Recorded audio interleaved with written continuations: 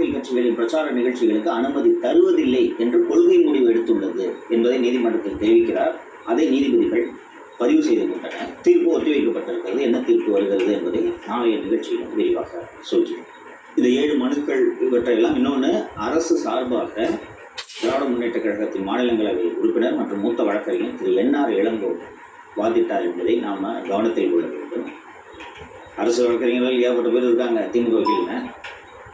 அவங்களெல்லாம் விட்டுட்டு என்ஆர் இளங்கோவை இவங்க ஃபீல்டு பண்ணுறாங்கன்னா இந்த விசாரணை சிபிஐக்கு சென்று விடக்கூடாது என்பதில் தமிழக அரசு மிக மிக கவனமாக இருக்கிறது என்பதை நாம் பார்க்க வேண்டும். ஒன்று, அம்பாசமுத்திரம் முனிசிபல் சேர்மன் ஃபைல் பண்ணியிருக்கிற அந்த பெட்டிஷனில் தாவேக்கு இன்னும் பிரச்சாரத்துக்கே அனுமதி கொடுக்கக்கூடாது என்று சொல்லியிருக்கிறார்கள். இது இரண்டையும் வைத்து பார்க்கும்போது தாவேக என்ற கட்சி செயல்படவே கூடாது என்ற நோக்கத்தில் தான் திமுகவே இன்ஜினியர் பண்ணி இந்த பெட்டிஷனை தாக்கல் பண்ணியிருக்கிறதா நம்ம புரிஞ்சுக்கணும். ஸோ என்ஆர் இளங்கோ ஃபீல்டு பண்ணதோட நோக்கமும் சிபிஐக்கு இது சென்றுவிடக்கூடாது என்பது அரசோட இன்னொரு நோக்கமாக பார்த்து கொள்ள வேண்டும். அண்ட் இந்த விஜய் தொடர்பான வழக்கு என்பதால் இந்த சப்ஜெக்ட்ஸ் எல்லாம் முடிச்சுட்டு மீதமுள்ள சப்ஜெக்ட்ஸை எடுத்துக்கொள்வது சரியாக இருக்கும் என்று நான் நினைக்கிறேன். இன்றைக்கி தினகரனில் பார்த்தீங்கன்னா 2 நியூஸு பெரிய நியூஸு வந்திருந்தது. அதையும் திரு ஸ்டாலின் அவர்கள் ராமநாதபுரத்தில் தான் இந்த அரசு நிகழ்ச்சி என்று நினைக்கிறேன், அந்த நிகழ்ச்சியில் பேசியவற்றையும் சேர்த்து நாம் பார்த்தோம்னா நமக்கு ஒரு சித்திரம் கிடைக்கும் அப்படின்ட்டு நினைக்கிறேன். தினகரனில் என்ன நியூஸ் வந்துருந்துச்சு? போய் அமித்ஷாவிடம் ஆதவர்ஜுன் அவர்கள் சரணடைஞ்சிட்டாரு. காரணம் என்னன்னா அவர் மீது வந்து ஏற்கனவே இந்த இடி கேஸ் எல்லாம் இருக்கு, சில பெண்டிங்ல இருக்கு, அதனால போய் சரணடைஞ்சிட்டாரு. பாஜக தான் ஆதவர்ஜுன் அவர் இயக்குது அப்படின்னு சொல்லிட்டுலாம் செய்தி வந்துச்சு. முதல்வர் என்ன பேசினார்? இந்த கும்பமேளாவில் நடந்தது, குஜராத்தில் நடந்துச்சு. அந்த இதுக்கெல்லாம் வந்துட்டு பாஜக அந்த ஆய்வு பண்ணுறது கரூரில் நடந்த மாதிரி அங்கெல்லாம் அனுப்பலை. இங்கே மட்டும் அனுப்புதுன்னா இது எந்த மாதிரியான ஒரு இது? தமிழ்நாடு மட்டும் வஞ்சிக்குது இந்த பாஜக அரசு அப்படின்னு. இது ரெண்டையும் நீங்கள் சேர்த்து பார்த்தீங்கன்னா 26 சட்டப்பேரவை தேர்தலில் பாஜகவை மையமாக வைத்து இந்த தேர்தலை சந்திப்பது என்ற முடிவுக்கு திமுக வந்திருக்கிறது என்பதை நீங்கள் புரிகிறது. பாஜகவை சந்திப்பதற்காக ஆதவர்கள் டெல்லிக்கு சென்றிருக்கிறார் என்பதுதான் தினகரனில் மொத்தம் 3 நியூஸ் உண்டு.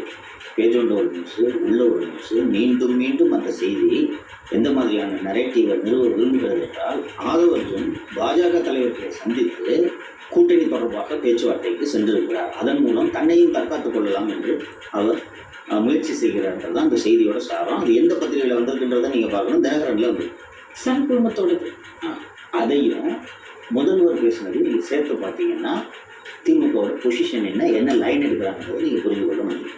திரு ஆதவ் நேற்று யாரை பார்க்க போனார்ன்றதை நான் நேற்றைய நிகழ்ச்சியிலேயே சொன்னேன். அவர் காங்கிரஸ் தலைவர்களை சந்தித்து பேசுவதற்காக சென்றிருக்கிறார். அண்டு மாலதியோ நீயோ கேட்டீங்க, காங்கிரஸுக்கு போனால் திமுக லாஸ் தானே இருக்குது, எப்படி அதை அவங்க என்கரேஜ் பண்ணுவாங்க அப்படின்னு கேட்டபோது நான் என்ன சொன்னேன் என்றால், காங்கிரஸ் கூட்டணிக்கு வருவது போல டிசம்பர் வரை நடித்து விஜய் பிஜேபிக்கு செல்லாமல் தடுக்கிற வேலையை தான் அவர்கள் செய்து கொண்டிருக்கிறார்கள் என்று நான் சொன்னேன். இப்போது ஆதவும் விஜயை பாஜக கூட்டணிக்கு அழைத்து செல்கிறார் என்ற செய்தியையும் முதல்வர் அவர்கள் பேசும்போது பாஜக கபலீகரம் செய்ய பார்க்கிறது. எடப்பாடி பாஜகவிடம் அடைக்கலம் அடைந்து விட்டார்.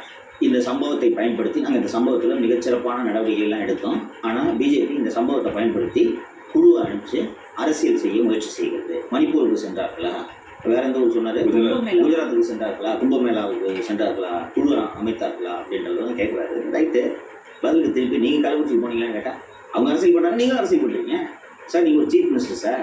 விடிகாலத்தில் 3:30 மணிக்கு நீங்கள் போனது உங்களுடைய அதீத அக்கறை மட்டுமல்ல, அரசியலும் அதில் அடங்கியிருக்கு. என்ன நடக்குது? நியூஸ் வருது, 8 மணிலேருந்து டெத்து 2ன்றாங்க, 3ன்றாங்க. நைட்டு நான் கடைசியாக பார்க்கும்போது 11ன்னாங்க, 20ன்றாங்க. 20 நாள் நம்ப முடியல. அப்புறம் 30 இருக்கும் என்று தான் முதலில் செய்தி வருகிறது. சிஎம்க்கு 35 அப்படின்ற செய்தி தெரிஞ்சிருக்கும். விஜய் என்ன பண்ணுறாங்கன்னு வெயிட் பண்ணிட்டு இருக்காங்க. விஜய் 11 மணிக்கு சென்னைக்கு ரீச் ஆகிட்டு இருந்ததுன்னு ஓகே ஆல் எஸ்கேப் இறங்கினா காலத்தில்ட்டு அதுக்கப்புறம் நீங்கள் போனீங்க, அன்பில் மகேஷ் அனுப்புறீங்க. செந்தில் பாலாஜி அந்த ஊருக்கு அவர் போனதை நான் விமர்சனம் பண்ண விரும்பல. அவர் தானே அந்த மாவட்டத்துக்கு ராஜா, அதனால் அவர் போயிட்டார். அன்பில் மகேஷ் அனுப்புறீங்க, மாசுவை கூப்பிட்டு எல்லா மீடியாவுக்கும் பேச சொல்கிறீங்க, நீங்களே போகிறீங்க. துபாயிலேருந்து உதயநிதி வர சொல்கிறீங்க. இதெல்லாம் இவ்வளவு துடிதுடிக்கிறீர்கள். 66 பேர் கள்ளச்சாராயத்தில் உங்கள் தவறினால் இறந்த போது ஓடி ஒளிந்தீர்களா இல்லையா?